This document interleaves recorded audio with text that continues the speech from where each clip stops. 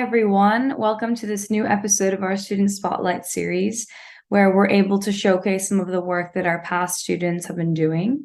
So I'm Daphne, one of the podcast hosts here at CCIR, and it's our pleasure today to have with us Tarang. Why don't you tell us a bit about yourself, like how old you are, how long you've been with CCIR, what grade you're in, these kinds of things. So my name is Tarang Pandey. Uh, I'm a junior at Kinlawn High School in New Jersey. Amazing, very nice. Yeah, so could you tell us a bit about your topic and your research?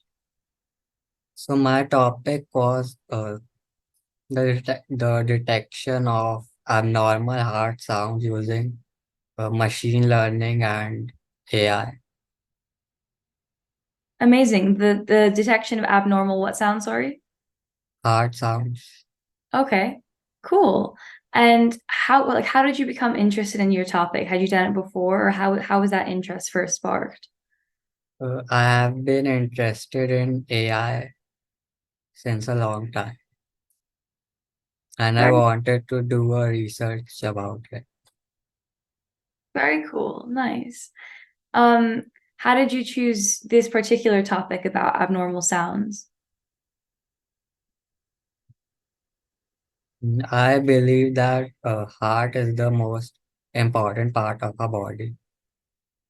So that's why I thought about using the heart rate. Very cool. And how did you go about your research? So we had like two meetings each week. The one was where we learned about the topics, and the second one was where we coded. So in the first meeting, our mentor, Miss Shadi Ghiashi, she taught us about the different ways of machine learning and the signals. Interesting. And what kind of components did you use to conduct your research? Were they research papers? Were they coding programs? Were they labs? How did you kind of compile your research together? Which processes did you use? So I researched the topic using other research papers, but then I found databases on the heart rates, and then I conducted the coding process. Very cool. And did you ever get to hear actual clips of these abnormal sounds, or were they just words writing about them? They were words. I didn't hear any specifics. Cool. Yeah, interesting. So it's quite interesting to hear that you're studying sound, but they're in the medium of words, like in language and data. So it's quite an interesting difference almost, where you have different senses kind of describing this one thing. How did you find that almost discrepancy when conducting your research, when you're not actually able to hear these sounds that you're writing about, but you actually have to imagine them yourself with words? So there was a software, I think, in the website from where I found the database. It visualized the sounds of the heart sound. So were you able to recreate them? Yes. Amazing. Okay. So you like you did have a kind of hearing component to your research. Yeah. Okay. That's very cool. Yeah, and how did you find this kind of new structure? Had you done one-on-one teaching with a professor before, or were you used to your high school classes? And how did you find that difference? I had never done a research before, so this was my first time. I found it very exciting and interesting to be a part of a research with a mentor. That's very cool.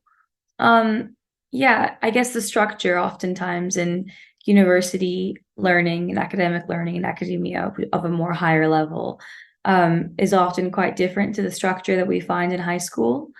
So yeah, on a more like structural level, did you think that it almost enriched your learning to have a more elevated structure of academia, in which you don't have maybe a 10 or 12 or 30 person class? Or was it a bit more challenging because you were more focused on by this mentor? So how is that structural difference? So we were five people in the group.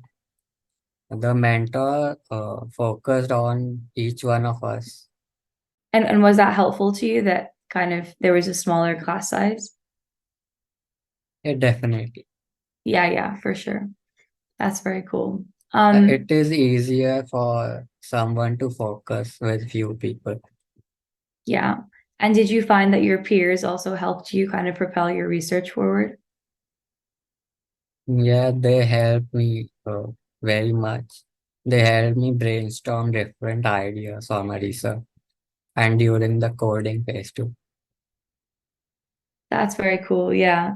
I guess it's quite helpful to have other people going through the same process as you, maybe other high school students who had also never done it before, who you can relate to, because your professor is helpful almost in a different kind of way, maybe. But if you have your peers to kind of relate to on a mental and educational and emotional level, that can be quite helpful, I think, right? Yeah. Yeah, definitely.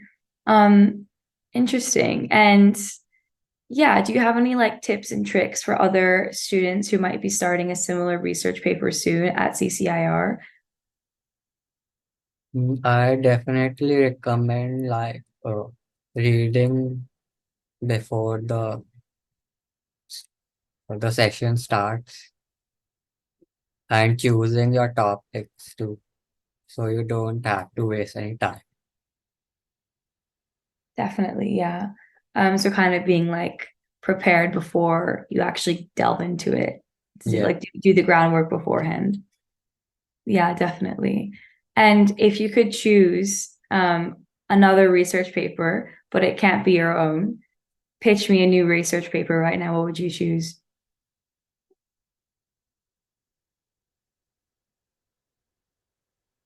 Of my peers, Just of your interest. If you had to choose another research paper to do, but not this one, what are you most interested in? Like, what is your new dream research paper to write? mm,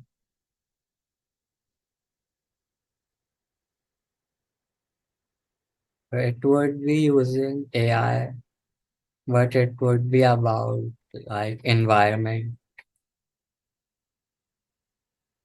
Interesting. and And what using about the different, environment? like using AI to make robots or stuff like that to clean the environment.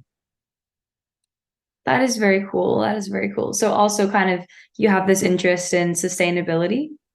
Yeah, And where does that interest come from? I have read books about that. Interesting. Yeah, I think obviously it's a very topical, present, current topic that we kind of need to give our attention to urgently. Yeah, I think that the relationship between AI and sustainability has always been an interesting one. Um, and yeah, I think it almost kind of relates to the research topic that you currently just finished, about the sounds of the heart, because it's also kind of this not environmental, but this more human, but nevertheless biological component to life, the heart, the sounds of the heart. I do quite find that there's almost a similarity between the environmental component you just said you were interested in and this biological human sound of the heart almost. So you are quite interested in the relationship between AI and living things, whether it be the environment or the human body. How do you think that AI can help us learn about the living world, environment, human, sounds of the heart? How do you see that relationship yourself between AI and human or plant or environmental life? So, this kind of relationship between technology that's not living and life. How do you see that relationship? What are you interested in about that relationship? I think in the future, we should be able to recreate life forms using AI. That is quite a bold statement. That is really interesting. And how do you think we'll recreate these life forms? Like people are using AI to create different robots, and there are some that have become human-like too. So I think we should be able to do it.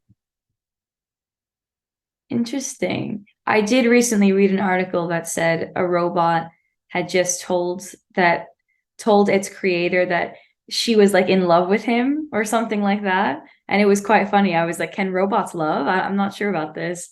So do you think that then that humanity is something that we can recreate? Yeah, definitely. Really? That's so interesting. And how so? Mm, there are some chips going on around, I think, that have used the brain to capture the memories and stuff. So I think we could implant them in the robots to recreate a human after they are dead or something. Wow, that is actually so cool. I've never really thought about that before. Wait, did you say there are chips that have already been made that can capture and store people's memories? I think I read about them That somewhere. is so cool. Okay, I did not, that is very cool. I did not read about that yet. That is very cool. Yeah, so kind of, I guess you have this idea of storing memories that have already happened in a robot so this person can live on in this other form. But I would argue that that is not actually recreating a human form. That's still a human form that had a non-robot body that you're then transferring into a robot. So how is it possible to create a robot, authentic, solely robot human form or life Mm. form, let's say? We could use machine learning to do that. Okay. So kind of like what ChatGPT is doing now about human thought, recreating the ways that humans think to write songs or music or poetry or essays, right? Many people are using these kinds of programs right now in education, which is very upsetting to learn about, but it's being done, right?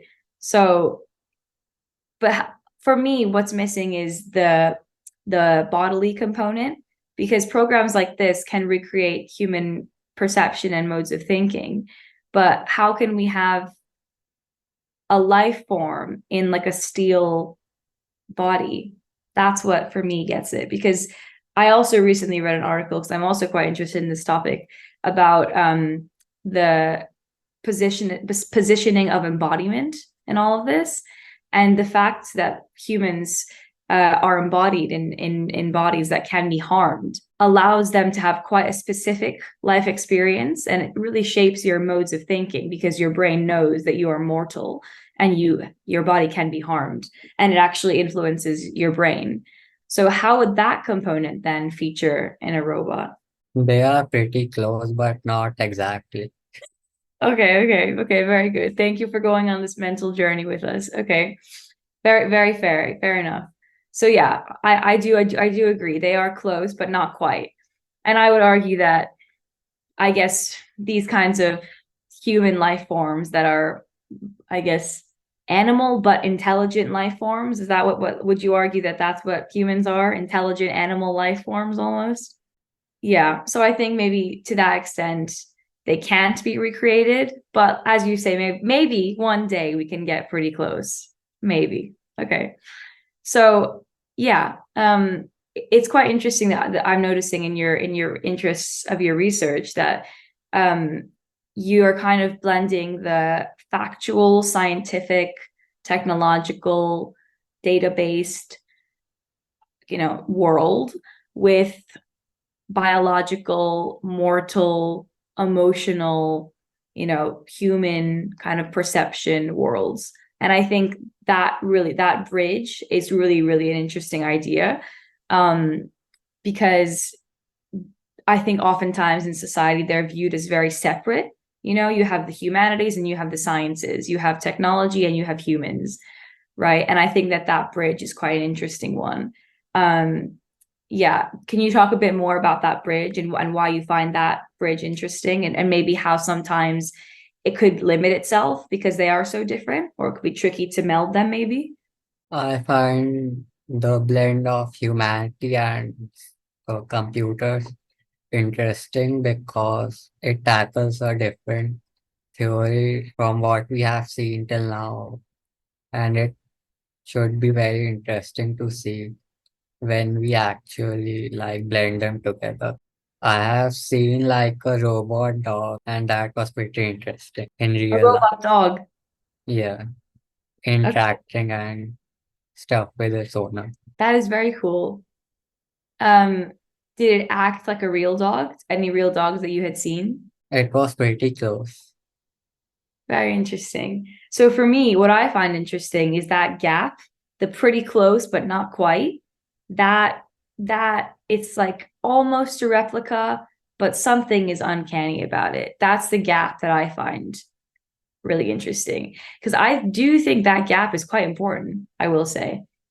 Even if it's pretty close, I think that almost but not quite, that's quite important. Would you agree? It is pretty interesting. Yeah, We definitely. could also like reverse that and implement AI into humans too. Hmm. And how would that work? Like after they are dead, we could implement machines into them so they can work again. And kind of a machine would pump blood to the heart, kind of a thing, or from the heart. So it would like Yeah, the machine would like pump the organs, kind of like make them function a humanoid kind of thing. like a cyborg. Yes, Very interesting. Okay. Yeah. So you're very interested, I guess, in this very, very new and up and coming field of the ways in which the humans relate with these technology life forms, let's call them. Okay, this has been a very interesting conversation today. Thank you so much for speaking with us today. Yeah, and your research sounds incredibly interesting. I learned a lot for sure. I will definitely look into those chips that can record your memories because that's really fascinating. And yeah, thank you so much for joining us. thank you for inviting me. Of course. All right, well, have an amazing day.